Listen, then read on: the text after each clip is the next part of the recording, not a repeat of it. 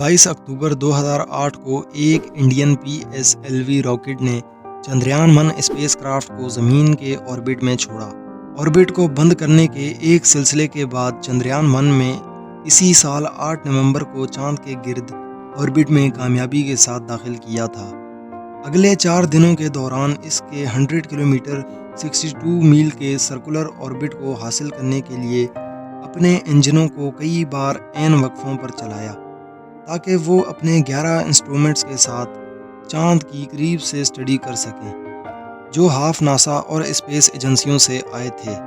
और यूरोप का 29 अगस्त 2009 को ऑर्बिट से राब्ता टूट गया था, लेकिन मिशन के अहम मकासद पूरे हो गए थे। क्या इस स्पेस मिशन में पानी की दरियाफ्त भी हुई? अस्सलाम वालेकुम व्यूअर्स, आप देख रहे हैं YouTube channel Mir TV. India ने चंद्रयान-1 को क्यों लॉन्च किया? चंद्रयान-1 के मिशन डायरेक्टर श्रीनिवासा हेगड़े ने एक इंटरव्यू में मिशन के आगाज़ को डॉक्टर के कस्तूरीरंगन का शुक्रिया अदा करते हुए याद किया कि 1994 से 2003 तक Indian Space Research Organisation ISRO की सरबराही के दौरान कस्तूरीरंगन चाहते थे कि ISRO एक सुपर पावर बने कि हिंदुस्तान के अज़ाइम में एक छोटा सा किरदार अदा करे। चांद के ऑर्बिट का ख्याल चारों तरफ फैल गया था और हर एक ने इसे पॉजिटिव अंदाज में कबूल किया था।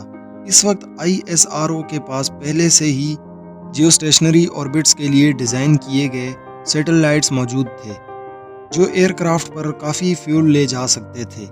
इंफ्रास्ट्रक्चर तैयार किया जा चुका था, अब बस तब्दीली की ज़रूरत थी। इंडियन PSLV रॉकेट ज़मीन के साथ ऑर्बिट फराहम कर सकता है, जिससे बाहर स्पेसक्राफ्ट के फ्यूल को चांद पर जाने और ऑर्बिटल कैप्चर करने के लिए यूज़ किया जा सकता है। चंद्रयान-1 ने चांद पर पानी कैसे दरियाफ्त किया? जब ISRO चंद्रयान-1 की मंसूबाबंदी कर रहा था तो चांद पर पानी तलाश करना बेसिक साइंटिफिक मकसद था।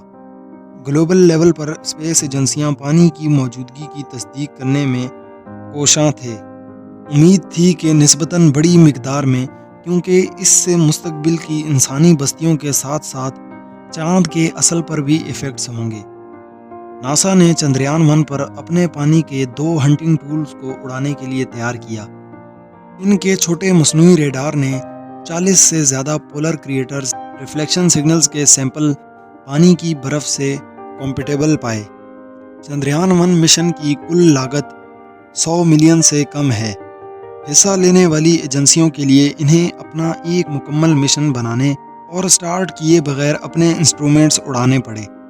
सैयारों के आलात तैयार करने में नासा और ESA के साथ ताउन से हासिल होने वाले तजुर्बे ने ISRO को चंद्रयान-2 के ऑर्बिट के लिए मुकम्मल तौर पर जदीद तरीन इंस्ट्रूमेंट्स बनाने में हेल्प की। साउथ कोरिया अब अपने पहले लूनर ऑर्बिट APLO के लिए इसी मॉडल को फॉलो कर रहा है। आज से पहले स्पेसक्राफ्ट सिर्फ अमेरिका ही भेज रहा था, लेकिन आज कई मुल्क मून रिसर्च के लिए मिशन कर रहे हैं। और स्पेस मिशन करना हज़ारों या लाखों की गेम नहीं है, बल्कि ये अरबों में मुकम्मल होता है। और इंडिया जैसी कम इकनॉमी वाले मुल्क ने ये शानदार काम करके बाकी सब कंट्रीज़ के होश उड़ा दिए। ISRO ने चंद्रयान के लिए कौन सी टेक्नोलॉजी तैयार की? चंद्रयान-1 बिल्कुल एक पहला तजुर्बा था जब इंडिया ने किसी दूसरी दुनिया की सैर की थी, और इसमें ISRO ने कई टेक्नोलॉजीज़ तैयार की। उन्होंने स्पेसक्राफ्ट के साथ बातचीत करने के लिए इंडियन डीप स्पेस नेटवर्क कायम किया और मिशन से साइंटिफिक डेटा को प्रोसेस करने और महफूज करने के लिए Indian scientific space data centre बनाया। आगे आने वाले मिशन जैसे इंडिया का पॉपुलर मंगलयान, मरीख ऑर्बिट, इस इंफ्रास्ट्रक्चर के डिज़ाइन ने मंगलयान की बुनियाद बनाई। इस दिहाई के बाद ISRO भी वीनस के ऑर्बिट यानी मदार को लॉन्च करने का इरादा रखता है। चंद्रयान मिशन की लैंडिंग फेल कैसे हुई थी और इसके बाद इंडिया ने क्या तैयारी की? चंद्रयान-1 के चांद के मदार में उड़ान भरने के बाद कई दहाई में हिंदुस्तान ने चंद्रयान-2 के साथ चांद पर उतरने की कोशिश की, लेकिन बदकिस्मती से आखिरी लम्हे में एयरक्राफ्ट गिरकर तबाह हो गया। ISRO अगले साल चंद्रयान-3 के साथ लैंडिंग की दोबारा कोशिश करेगा। جاپانی اور ہندوستانی اسپیس ایجنسیاں 2024 میں یا بعد میں چاند کے ساؤتھ پول پر پانی اور دیگر وسائل کو روور کے ذریعے دریافت کرنے کے لیے ایک مشن شروع کریں گی، جسے لونر پولر ایکسپلوریشن یا لیوپیکس کہا جائے گا۔ اوورآل چندریان-1 نے چاند کے لیے نہ صرف ایک سائنٹیفک آربٹ بلکہ ہندوستان کے سیاروں کا پروگرام لانچ کیا تھا۔ ISRO کا چندریان-2 مشن سینٹر 7 ستمبر 2019 کو اسکرین فریزز ہوتے ہی لاکھوں لوگوں نے دیکھا تھا۔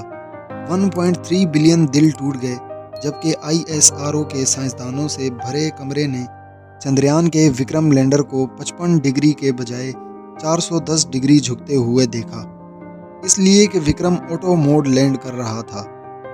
سائنسدان محض بے بس تماشائی تھے کیونکہ ان کا مشن لفظی طور پر ایک نقصان اٹھا رہا تھا۔ وکرم لینڈر نے لینڈنگ سے 400 میٹر دور ہونے تک اپنی پرفارمنس کا ڈیٹا ٹرانسفر کر دیا تھا۔ اس ڈیٹا کی ہیلپ سے ISRO چندریان-3 کو کامیابی میں بدلنے کے لیے پر اعتماد ہے۔ اس وقت چندریان ٹیم کے پاس کافی قیمتی ڈیٹا ہے جس سے مشن 3 میں کافی ہیلپ ہو سکتی ہے۔ اگر یہ مشن کامیاب ہو جاتا تو انڈیا، امریکہ، روس اور چائنا کے بعد چاند کی سطح پر کامیاب لینڈنگ کرنے والا چوتھا ملک ہوتا، اور انڈیا چاند کے ساؤتھ پول پر کامیابی کے ساتھ لینڈنگ کرنے والا پہلا ملک ہوتا۔ لینڈر کی سپیڈ کو 6000 کلومیٹر فی گھنٹہ سے کم کر کے 0 کلومیٹر فی گھنٹہ تک 4 مرحلوں میں 15 منٹ کے وقفے میں ترتیب دیا گیا تھا۔ دوسرے مرحلے میں سپیڈ کو کم نہیں کیا گیا تھا، جسے تیسرے مرحلے میں سنبھالا نہیں جا سکا تھا۔ جبکہ چندریان-2 کو 978 کروڑ روپے کی لاگت سے تیار کیا گیا تھا، جس میں اسپیس کرافٹ اور راکٹ لانچر کی لاگت بھی شامل ہے۔ چندریان-3 کو 250 کروڑ روپے کی لاگت سے تیار کیا جائے گا، اس لیے کہ چندریان-3 کے لیے چندریان-2 کا آربیٹر کام کرے گا۔ امریکہ نے اپولو کی کامیاب سیریز کو مارس، مون اور اسپیس پر بھیجا، لیکن انڈیا واحد ملک ہے جس کا کسی نے سوچا بھی نہیں ہوگا، اور اتنے بڑے لیول پر کام کرنا بڑی بات ہے۔ انڈیا اس مشن 3 کے لیے بھرپور تیاری کر رہا ہے، جس کے زیادہ چانس ہیں کہ وہ کامیاب ہو سکتا ہے، اور ہونا بھی چاہیے، کیونکہ ملک چاہے کوئی بھی ہو، اتنا بڑا بجٹ نکالنا آسان کام نہیں ہوتا، اور ناسا بھی اسی لیے خوشی سے کام کر رہا ہے، کیونکہ ہر ملک اس کام کو کرنے کی ہمت نہیں رکھ سکتا۔ اب مشن 3 میں کیا ہوگا یہ تو چندریان-3 کی اسپیس پر مون لینڈنگ کے بعد ہی پتہ چلے گا۔ ہماری آج کی ویڈیو بس یہیں تک۔ اگر آپ کو ہماری ویڈیو پسند آئی ہو تو چینل کو سبسکرائب ضرور کر دیں۔